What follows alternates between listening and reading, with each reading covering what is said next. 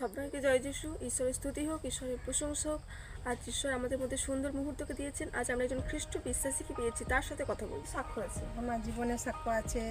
আমি অক্টোবর মাসে 12 অক্টোবর থেকে খুবই অসুস্থ হয়ে পড়ি, জ্বর হয়। তো জ্বর হতে হতে আমি ওষুধ খাই, ভালো হয় না, আবার কমে যায়, বেড়ে যায়, এরকম হতে থাকে।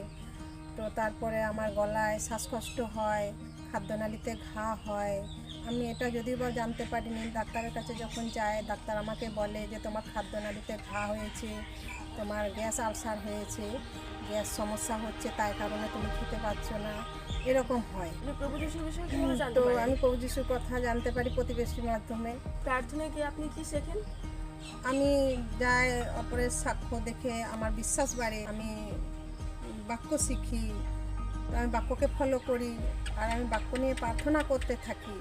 জিরোমিয়া 17 অধ্যায় বাক্য প্রার্থনা করতে থাকি। আমি বাক্যতে লেখা আছে যে, হে সদাপ্রভু, তুমি আমায় সুস্থতা করো, তাহাতে আমি সুস্থতা পাইব। তুমি আমায় পরিত্রাণ দাও, তাহাতে আমি পরিত্রাণ পাইব। তা সেই বাক্য নিয়ে আমি প্রার্থনা করতে থাকি।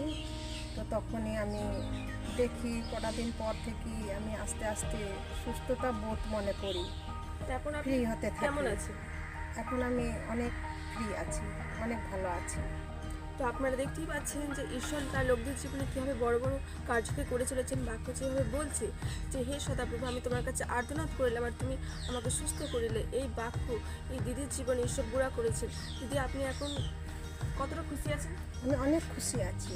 আমি কাজ করতে পারছিলাম না, ঈশ্বর আমাকে মানে সুস্থতা করেছেন।